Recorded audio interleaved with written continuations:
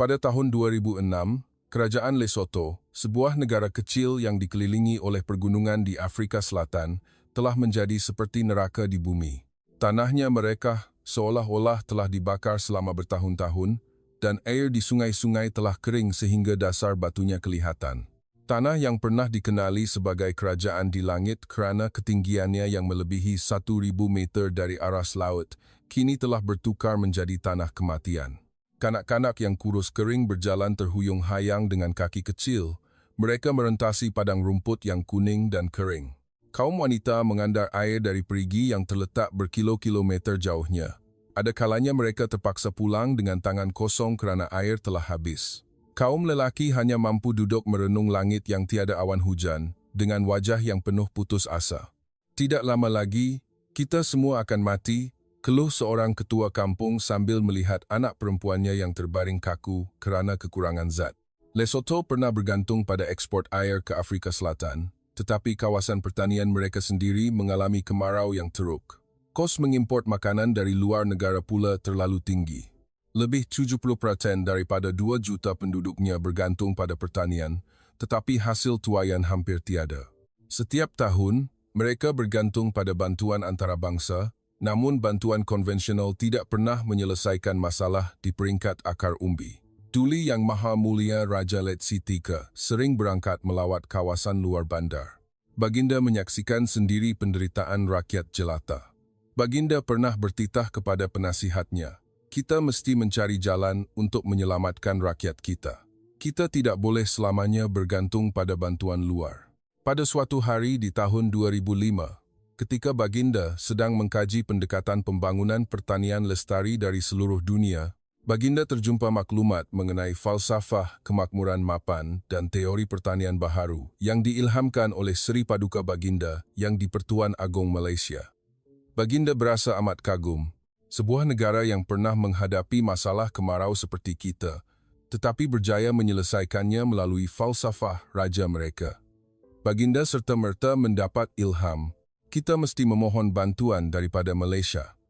Tidak lama kemudian, sepucuk surat telah dihantar dari istana di Maseru, ibu negara Lesotho, terus ke Kementerian Luar Negeri Malaysia. Surat itu bakal mengubah nasib seluruh negara. Namun pada ketika itu, tiada siapa pun di Lesotho yang tahu bahawa harapan dari sebuah negeri yang jauh sedang dalam perjalanan. Dan apabila pasukan pertama dari Malaysia menjejakkan kaki di lapangan terbang Maseru, apa yang mereka temui adalah keraguan dan layanan dingin daripada penduduk kampung yang telah berkali-kali dikecewakan. Mampukah falsafah diraja ini menawan hati rakyat Lesotho? Di dalam istana yang sunyi di Maseru, Tuli Yang Maha Mulia Raja Letsi-III sedang meneliti laporan kemarau yang bertimbun di atas meja santapan diraja. Hati Baginda pedih melihat gambar kanak-kanak yang kurus kering dan penduduk kampung yang terpaksa meninggalkan kampung halaman kerana tanah tinggi ini tidak lagi mempunyai air yang cukup untuk menampung kehidupan. Kita pernah menjual air kepada Afrika Selatan dan mendapat banyak wang, tetapi rakyat kita sendiri kelaparan, titah Baginda kepada penasihat terdekatnya. Bantuan daripada organisasi antarabangsa sangat banyak, tetapi mengapa masalah ini tidak pernah selesai? Pada suatu malam di tahun 2005, ketika Baginda sedang menelaah buku dan dokumen dari seluruh dunia untuk mencari jalan penyelesaian, Baginda terjumpa sebuah buku yang dihantar oleh Suruhanjaya Tinggi Malaysia di Afrika Selatan. Buku itu adalah mengenai falsafah, kemakmuran mapan dan teori pertanian baharu yang diilhamkan oleh Seri Paduka Baginda yang di-Pertuan Agong Malaysia. Baginda membacanya dengan penuh minat. Malaysia pernah menghadapi kemarau, banjir, dan kemiskinan seperti Lesotho, tetapi raja mereka telah merangka satu kaedah untuk membahagikan tanah kepada nisbah tertentu. 30% untuk kolam takungan air, 60% untuk penanaman padi dan sayur-sayuran, dan 10% untuk kediaman serta ternakan. Baginda menggalakkan rakyat untuk berdikari menggunakan sumber yang ada secara sederhana dan tidak tamak sehingga merosakkan keseimbangan alam. Inilah jalan keluar yang kita cari selama ini. Titah Baginda dengan suara yang teruja. Ia bukan sekadar bergantung kepada negara luar, tetapi pembangunan lestari melalui falsafah diraja. Baginda segera memanggil mesyuarat bersama para penasihat. Kita akan memohon bantuan daripada Malaysia untuk menghantar pakar bagi mengajar rakyat kita. Kita akan menerapkan falsafah diraja ini di tanah tinggi Lesotho. Ramai yang ragu-ragu. Tuanku, Perancis, Britain dan Amerika pun tidak berjaya membantu kita. Benarkah Malaysia boleh melakukannya? Tetapi Baginda amat yakin, kerana mereka pernah melalui masalah yang sama dan menyelesaikannya dengan hati, bukan dengan wang semata-mata. Akhirnya, Baginda menitahkan agar sepucuk surat rasmi dirangka dan dihantar terus ke Kementerian Luar Negeri Malaysia dan Istana Negara, memohon kerjasama untuk menghantar satu pasukan petani dan pakar bagi membantu membangunkan sebuah projek perintis di Lesotho. Surat itu dihantar pada tahun 2006 dengan harapan yang menggunung. Tiada siapa di Lesotho yang menyangka bahawa surat ini akan mencetuskan satu kerjasama rentas benua yang hebat. Dan apabila surat itu tiba di Malaysia, jawapan yang diterima akan mengejutkan semua orang. Kerana Malaysia bukan sahaja menghantar bantuan, tetapi juga falsafah diraja yang akan mengubah Lesotho buat selamanya. Namun, sebelum segalanya bermula, sebahagian rakyat Lesotho tidak percaya dan hampir menolak pasukan dari Malaysia sejak dari awal lagi. Tahun 2006, Kementerian Luar Negeri, Putrajaya, Malaysia. Seorang pegawai kanan sedang memeriksa dokumen diplomatik seperti biasa. Tiba-tiba, perhatiannya tertumpu pada sampul surat berwarna biru tua yang tertera mohor diraja Kerajaan Lesotho, sebuah negara kecil di Afrika Selatan yang namanya jarang didengari oleh kebanyakan rakyat Malaysia. Lesotho memohon bantuan daripada kita, kata pegawai itu dengan nada terkejut sambil membuka surat yang ditulis dalam bahasa Inggeris rasmi itu. Isi kandungan surat tersebut membuatkan semua orang di dalam bilik mesyuarat senyap sunyi. Duli Yang Maha Mulia Raja Letzitika secara rasmi memohon kerjasama daripada Malaysia untuk menghantar pakar pertanian bagi membantu membangunkan sebuah projek perintis, khususnya untuk menerapkan falsafah kemakmuran mapan dan teori pertanian baharu yang diilhamkan oleh Seri Paduka Baginda yang di-Pertuan Agong di kawasan Tanah Tinggi Lesotho yang kontang. Baginda menyatakan dengan jelas, kami yakin dengan falsafah diraja yang berupaya menyelesaikan masalah kemarau dan kemiskinan secara lestari, bukan sekadar bantuan sementara. Surat ini segera dimajukan ke Pejabat Perdana Menteri dan Istana Negara. Dalam mesyuarat Jemaah Menteri, timbul perdebatan. Kita ada banyak projek bantuan luar negara, tetapi Lesotho terlalu jauh. Mengapa kita? Namun, apabila dokumen mengenai falsafah diraja dibentangkan, semua orang faham serta-merta. Ini bukan sekadar bantuan biasa, tetapi satu perkongsian ilmu dari Seri Paduka Baginda yang di-Pertuan Agong untuk kesejahteraan manusia tanpa mengharapkan balasan. Kerajaan Malaysia dengan pantas membuat satu keputusan bersejarah, menubuhkan satu program kerjasama khas untuk menghantar pasukan pakar dari Jabatan Pengairan dan Saliran, JPS, Jabatan Pertanian, dan sebuah yayasan pembangunan diraja ke Lesotho sebagai kumpulan pertama. Pasukan ini terdiri daripada para petani sebenar yang pernah mengamalkan teori pertanian baharu di Malaysia dan jurutera yang pakar dalam sistem takungan air, kolam tadahan dan penanaman tanaman tahan kemarau. Kita ke sana bukan sekadar untuk memberi bantuan, tetapi untuk memindahkan ilmu agar mereka boleh berdikari, kata ketua pasukan sebelum berlepas. Tiada media di Malaysia yang melaporkan berita ini secara meluas kerana ia adalah sebuah projek senyap yang lebih mementingkan hasil daripada kata-kata.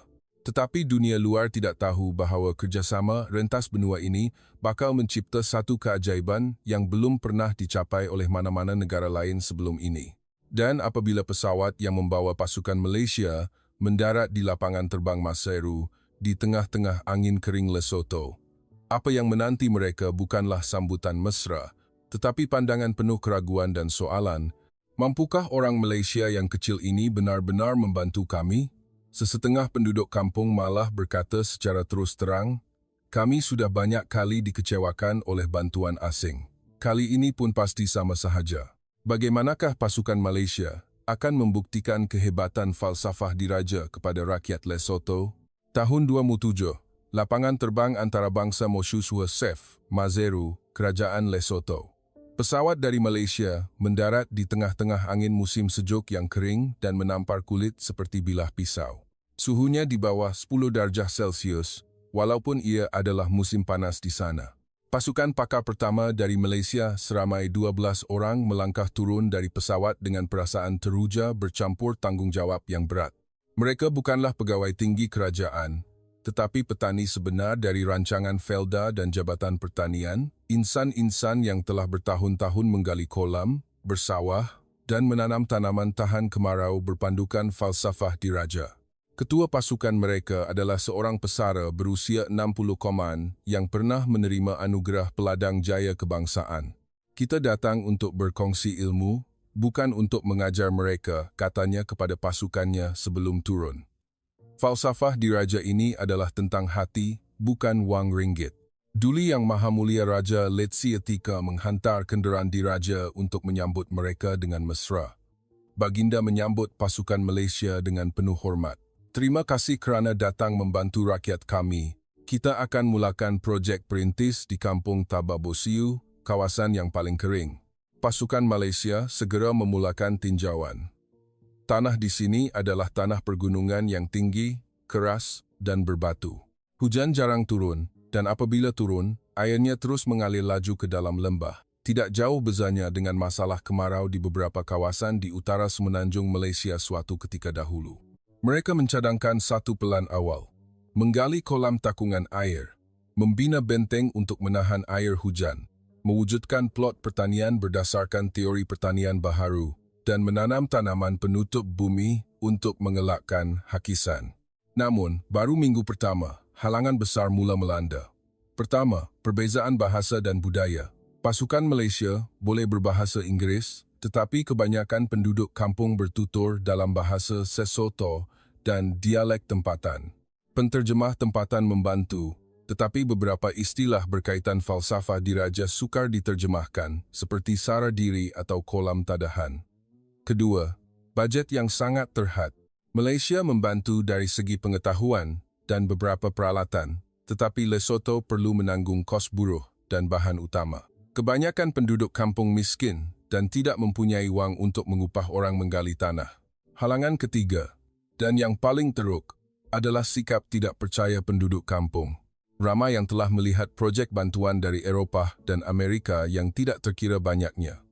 Mereka membina empangan, menghantar benih, tetapi apabila projek tamat, semuanya gagal kerana tidak lestari.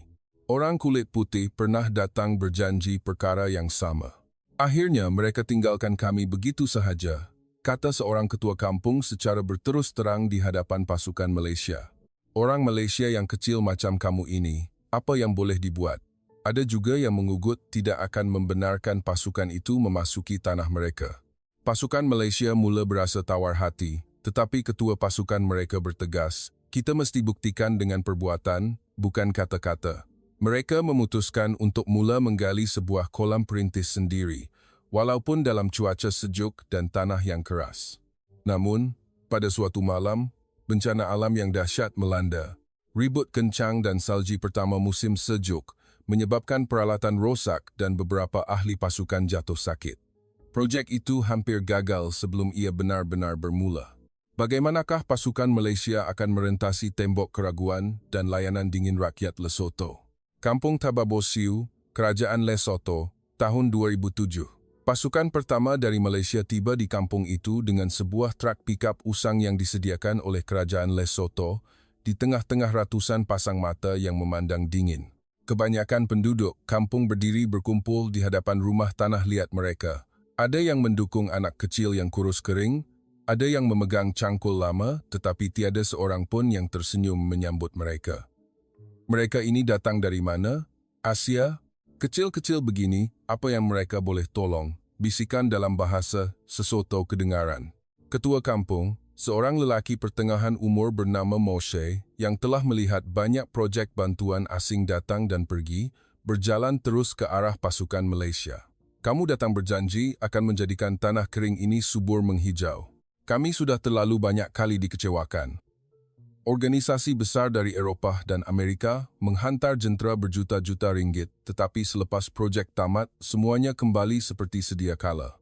Pasukan Malaysia cuba menjelaskan melalui penterjemah. Kami datang bukan untuk memberi wang atau jentera besar, tetapi untuk mengajar cara berdikari dengan teori pertanian baharu. Bahagikan tanah, gali kolam untuk simpan air, dan tanam tanaman yang sesuai di sini. Tetapi jawapan yang mereka terima hanyalah gelak tawa sinis.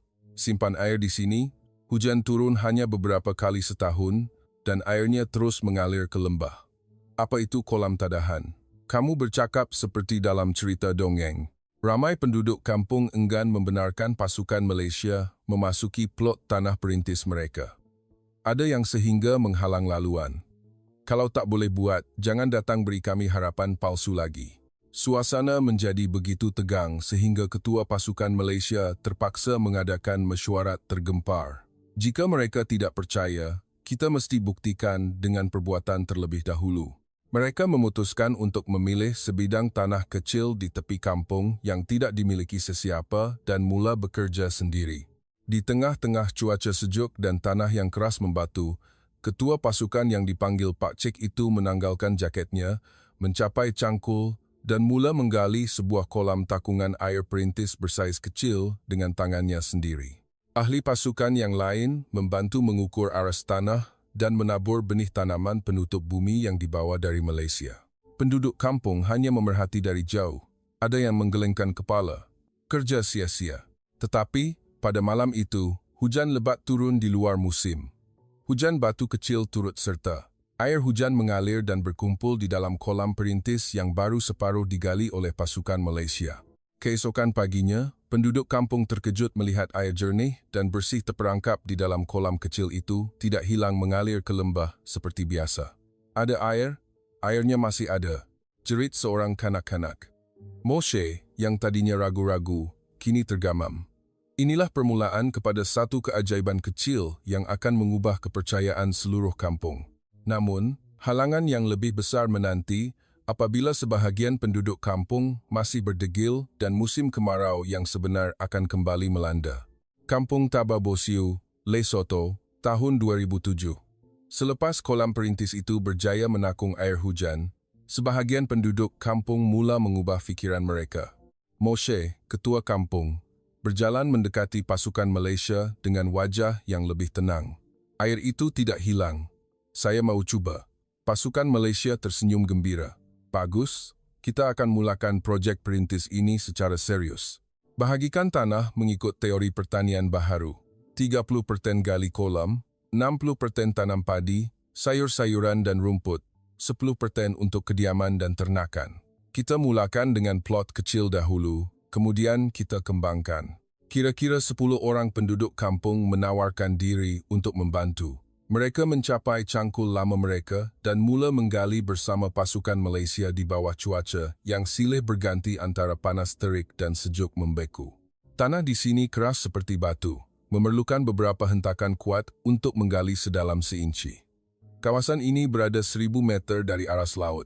Air hujan mengalir dengan sangat laju.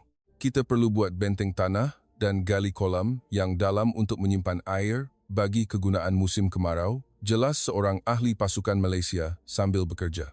Tangan mereka melepuh dan luka terkena cangkul, tetapi tiada siapa yang mengeluh. Hari demi hari, mereka menggali kolam yang lebih besar, membuat petak sawah kecil, dan menabur benih tanaman penutup bumi yang dibawa dari Malaysia seperti kekacang dan rumput vetiver yang membantu menahan air dan mencegah hakisan tanah. Penduduk kampung mula belajar sedikit demi sedikit. Falsafah diraja ini bukan sekadar tentang menggali tanah, tetapi tentang hidup harmoni dengan alam secara bersederhana. Namun, kemarau masih lagi kejam. Hujan tidak turun selama beberapa minggu. Tanah menjadi kering dan merekah lebih teruk daripada sebelumnya. Anak benih yang baru tumbuh mula layu. Beberapa penduduk kampung yang sebelum ini ragu-ragu mula bersuara lagi, nampak tak? Aku dah kata ia takkan menjadi. Tempat ini tidak sama seperti Malaysia kamu. Kanak-kanak di kampung mula kelaparan kerana bekalan makanan lama telah habis. Moshe sendiri mula berputus asa. Adakah kita akan mati kelaparan sebelum projek ini berjaya? Pasukan Malaysia tidak berputus asa. Mereka mengajar penduduk kampung cara menggali perigi kecil dan menggunakan kaedah titisan air dari kolam perintis untuk menyelamatkan tanaman. Kemudian, pada suatu hari ketika semua orang hampir hilang harapan, hujan turun dengan lebat sekali lagi. Air melimpah masuk ke dalam kolam yang baru siap digali sehingga penuh. Dan di petak pertanian, pokok kacang dan sayur-sayuran mula tumbuh menghijau dengan cepat. Penduduk kampung berdiri, memandang dengan mata yang terbeliak. Ia tumbuh. Moshe terduduk di atas tanah. Air matanya mengalir deras. Air dan tanaman. Ini satu keajaiban. Tetapi keajaiban yang sebenar baru sahaja bermula. Apabila hasil tuaian pertama masak, rakyat Lesotho akan dapat menikmati makanan dari tanah mereka sendiri buat kali pertama dalam beberapa tahun. Kampung Tababosiu, akhir tahun 2007. Beberapa minggu berlalu dengan penuh kepayahan. Pasukan Malaysia dan segelintir penduduk kampung yang sudi membantu terus menggali kolam takungan air yang lebih besar menggunakan cangkul dan penyodok yang dibekalkan oleh kerajaan Lesotho. Tanah pergunungan yang keras menyebabkan tangan mereka berdarah, tetapi ketua pasukan Malaysia sentiasa tersenyum. Sri Paduka Baginda pernah berpesan kepada kami, di mana ada kemahuan, di situ ada jalan. Mereka menabur benih kangkung, sawi, kacang, dan tanaman penutup bumi tahan kemarau yang dibawa dari Malaysia dan disesuaikan dengan cuaca sejuk di tanah tinggi Lesotho, sambil membina benteng tanah untuk menghalang air hujan daripada terus mengalir ke lembah. Kebanyakan penduduk kampung masih memerhati dari jauh. Tak lama lagi keringlah tu macam biasa, bisik Moshe, ketua kampung, masih dengan nada ragu. Tetapi pada suatu malam yang tidak disangka-sangka, langit mendung dan hujan turun mencurah-curah pertama kali dalam beberapa bulan. Air hujan tidak lagi hilang mengalir ke lembah seperti biasa, sebaliknya ia terperangkap di dalam kolam yang digali oleh pasukan Malaysia. Air jernih memenuhi kolam itu. Keesokan paginya, penduduk kampung bangun dan menyaksikan satu pemandangan yang sudah lama tidak mereka lihat. Kolam yang penuh dengan air, sayur-sayuran yang tumbuh menghijau, dan tanaman penutup bumi mula mengeluarkan daun. Tanah yang dahulunya merekah kini menjadi lembap. Airnya masih ada. Jerit seorang kanak-kanak sambil berlari memberitahu ibu bapanya. Moshe melihatnya dengan mata kepalanya sendiri. Dia berdiri kaku, tangannya terketar-ketar sambil memandang kangkung yang tumbuh subur di petak teori pertanian baharu. Dia melutut menyentuh tanah yang basah itu dan air matanya mengalir deras. Ia menjadi, Tuhan telah menolong kita. Seorang wanita rebah sambil menangis memeluk anaknya yang kecil. Anakku, kamu akan dapat makan sayur segar. Kamu tidak akan lapar lagi. Berita tentang keajaiban kecil ini tersebar dengan pantas. Penduduk kampung yang dahulunya ragu-ragu mula datang untuk melihat dan belajar. Ada yang menawarkan diri untuk menggali kolam di tanah mereka sendiri. Ajarlah kami mahu buat macam ini juga. Dalam masa beberapa hari sahaja, seluruh kampung berubah. Penduduk kampung bergotong royong, menggali kolam dan membuat petak pertanian. Pasukan Malaysia mengajar dengan sepenuh hati. Semua orang mula nampak jalan keluar. Keraguan telah bertukar menjadi keyakinan terhadap falsafah diraja. Tetapi kegembiraan ini baru sahaja bermula kerana bencana alam yang paling besar sedang menghampiri. Lesotho bakal menghadapi musim sejuk yang paling teruk dalam sedekat dengan ribut salji dan ais yang boleh memusnahkan segala yang baru dibina. Adakah projek ini akan terselamat, sedangkan pasukan Malaysia sendiri mula berasa putus asa? Awal tahun 2008, Kampung Tababosiu dan kawasan sekitarnya, Kerajaan Lesotho. Harapan baru sahaja berputik. Kolam-kolam penuh dengan air, sayur-sayuran dan buah-buahan mula tumbuh subur. Penduduk kampung mula tersenyum setelah menyaksikan keajaiban kecil dari falsafah diraja.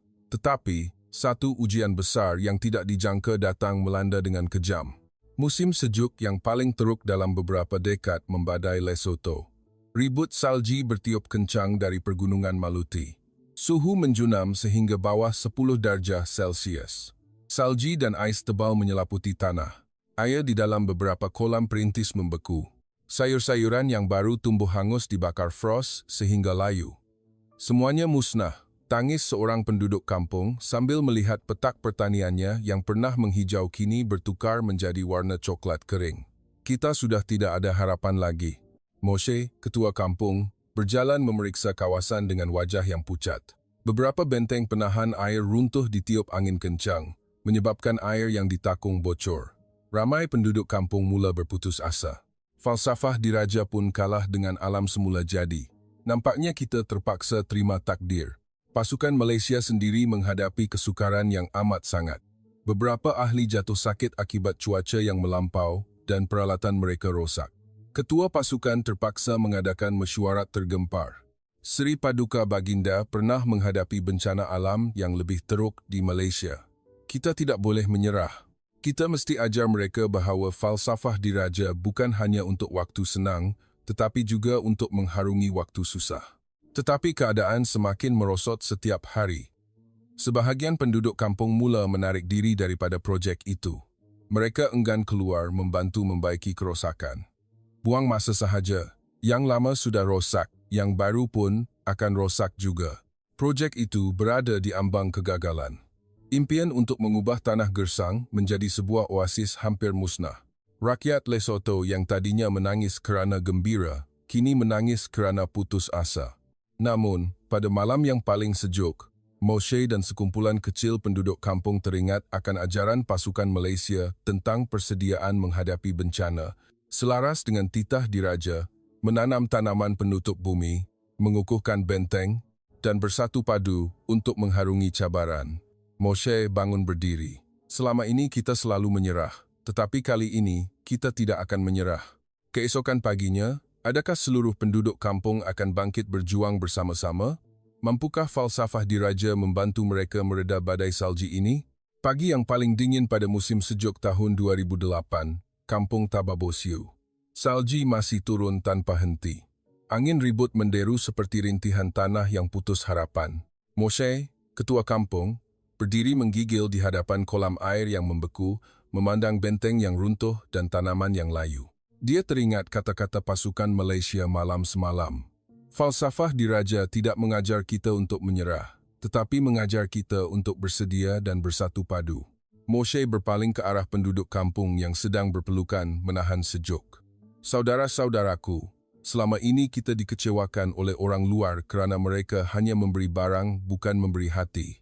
Tetapi orang Malaysia memberi kita ilmu yang membolehkan kita berdikari. Jika kita menyerah sekarang, kita akan kembali kelaparan seperti dahulu. Kata-kata itu menyalakan semula semangat. Penduduk kampung yang tadinya berputus asa mula bangkit seorang demi seorang. Kaum wanita mendukung anak-anak kecil, kaum lelaki mencapai cangkul lama, dan kanak-kanak berlari untuk membantu. Kita akan baiki benteng ini supaya lebih kuat, jerit Moshe. Kita akan tanam lebih banyak tanaman penutup bumi seperti yang diajar oleh pasukan Malaysia untuk mengelakkan hakisan. Seluruh kampung bersatu padu, sesuatu yang belum pernah terjadi sebelumnya. Mereka menggali dan mengukuhkan kolam, meninggikan benteng, dan menabur lebih banyak benih tanaman tahan sejuk. Pasukan Malaysia mengajar cara membuat kolam tadahan kecil di setiap halaman rumah dan menanam tanaman selingan untuk mengekalkan kelembapan tanah.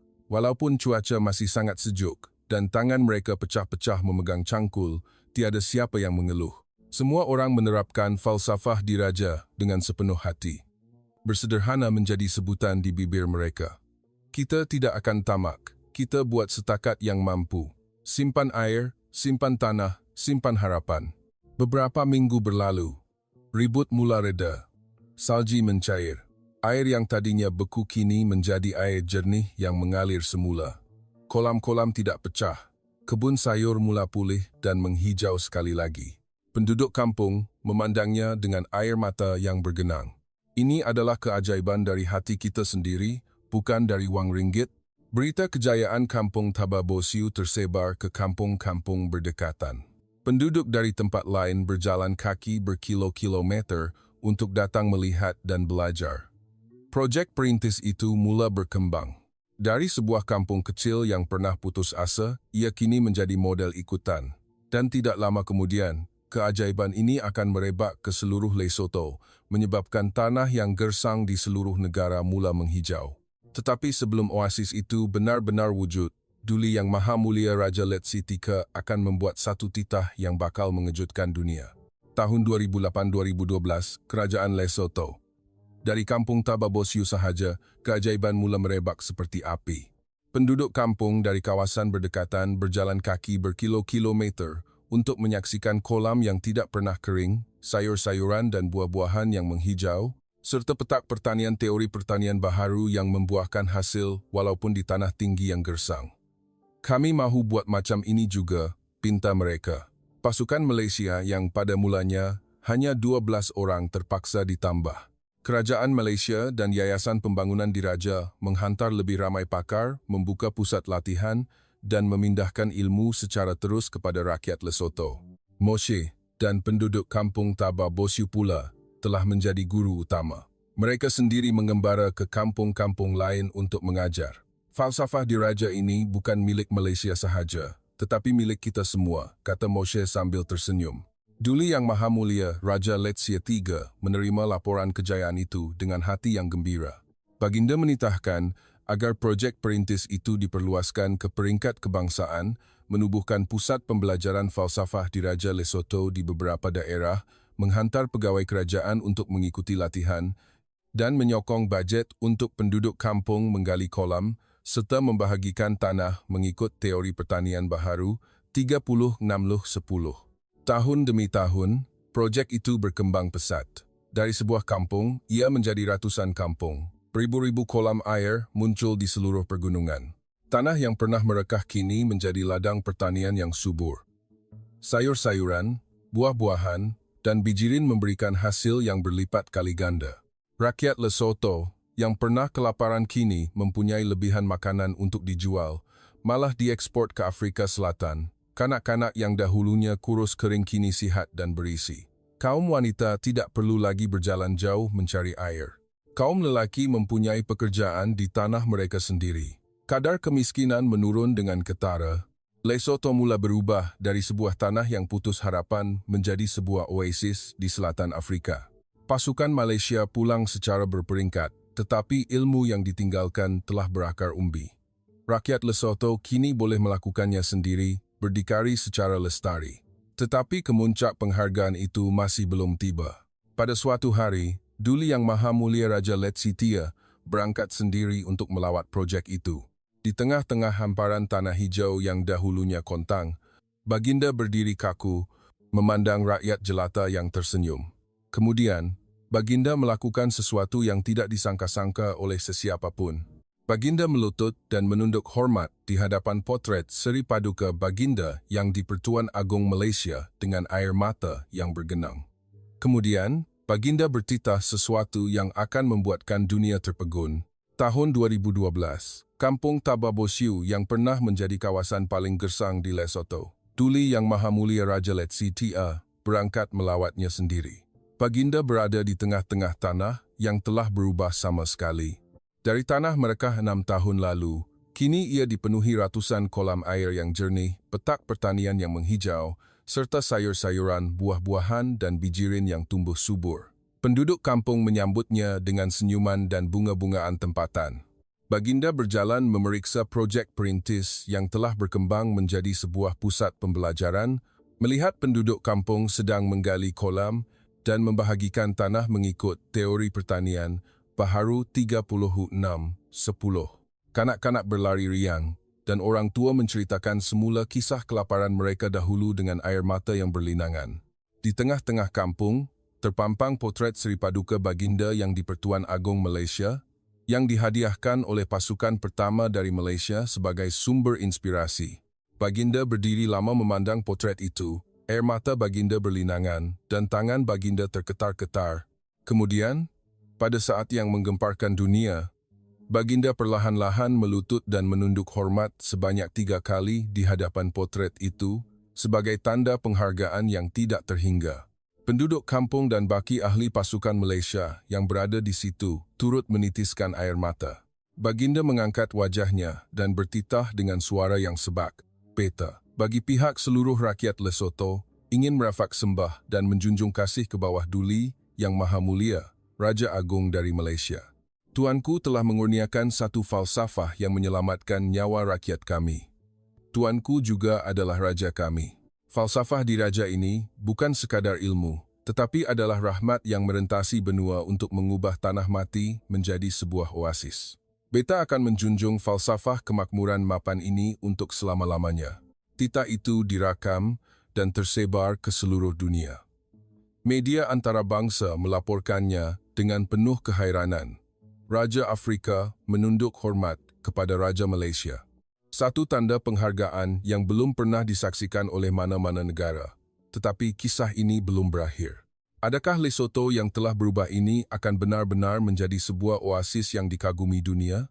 Dan apakah pengajaran daripada falsafah diraja ini yang akan mencetuskan inspirasi kepada seluruh umat manusia tahun 2016 dan seterusnya?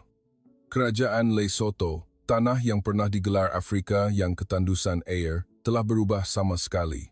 Dari tanah merekah yang pernah menelan harapan 2 juta penduduknya, ia kini menjadi hamparan hijau yang dipenuhi puluhan ribu kolam air, ribuan kolam tadahan, serta padang rumput dan ladang pertanian teori pertanian baharu yang terbentang luas di seluruh pergunungan Maluti.